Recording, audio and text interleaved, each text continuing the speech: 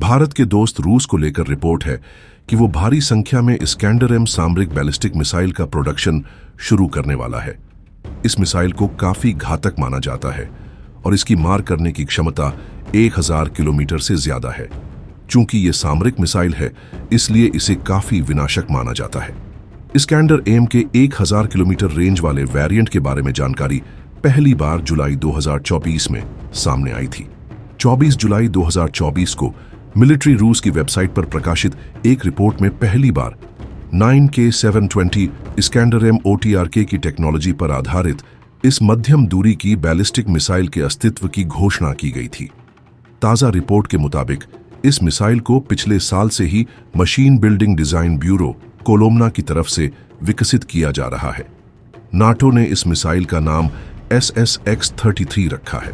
हालांकि रूस वाकई इस बैलिस्टिक मिसाइल का निर्माण कर रहा है या नहीं, इसको लेकर कई तरह के दावे किए गए हैं। कई दावों में प्रोडक्शन को सच तो कई दावों में प्रोडक्शन की रिपोर्ट का खंडन किया गया है। रूस के सामरिक बैलिस्टिक मिसाइल के डेवलपमेंट के बाद अंतर्राष्ट्रीय हथियार नियंत्रण समझौतों, खासकर intermediate range nuclear forces INF संधि पर महत्वपूर्ण प्रभाव पड़ा है।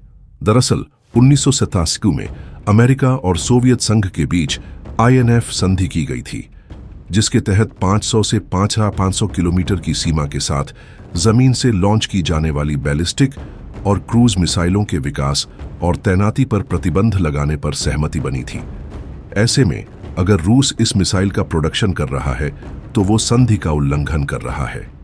अब तक रूस के सामरिक मिसाइल शस्त्रागार जैसे कि 9K720 इस्कैंडर-M के निर्माण में संधि का ख्याल रखा गया था और उसकी रेंज 500 किलोमीटर के भीतर ही रखी गई थी। लेकिन अब रूस पर 1000 किलोमीटर की रेंज वाली मिसाइल का आरोप लगा है। आपको बता दें कि 500 किलोमीटर से कम की सीमा वाली बैलिस्टिक मिसाइलों को कम दूरी की मिसाइल कहा जाता है और 500 से 5500 किलोमीटर के बीच की सीमा वाली मिसाइलों को मध्यम दूरी की मिसाइल कहा जाता है। लेकिन सवाल यह है कि क्या रूस इस नई तकनीक को अपने भारतीय समकक्षों के साथ साझा करने जा रहा है?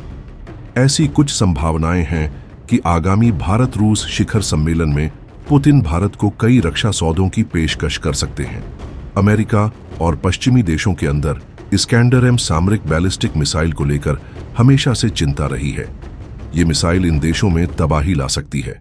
हालांकि जैसे जैसे मिसाइलों की रेंज बढ़ती जाती है, इसकी जड़त्वीय नेविगेशन सिस्टम INS में बहाव के कारण इसकी सटीकता भी कम हो सकती है। सैटेलाइट नेविगेशन सैटनाव का उपयोग करके समय समय पर बहाव को ठीक करना संभव है। हालांकि मिसाइल हमलों के दौरान विरोधी सैटनाव सिग्नल को जाम कर देता है, जिसे देखते हुए ऐसी संभावना है कि रूसी इस्कैंडर 1000 मिसाइल में जाम प्रतिरोधी सैटनाव और रडार इमेज टेक्नोलॉजी है।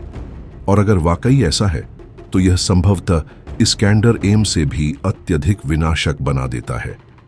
रिपोर्ट के मुताबिक रूस इस्कैंडर 1000 मिसाइल का निर्माण इसलिए कर रहा है ताकि वो यूक्रेन के अंदर नाटो देशों के हथियारों को तबाह कर सके। अभी तक पश्चिमी यूक्रेन में रखे पश्चिमी देशों के हथियार रूस की स्ट्राइक सीमा से बाहर थे। इसके अलावा भी वर्तमान में यूक्रेन के कई स्ट्रैटेजिक ठिकाने रूस की पहुंच से दूर हैं, लेकिन इस्कैंडर 1000 मिसाइल की जद में ये सभी ठिकाने आ जाएंगे। यही वजह है कि यूक्रेन युद्ध को लेकर अमेरिकी अधिकारी घबराए हुए हैं। यूक्रेन युद्ध में ये मिसाइल्स गेम चेंजर साबित हो सकती है।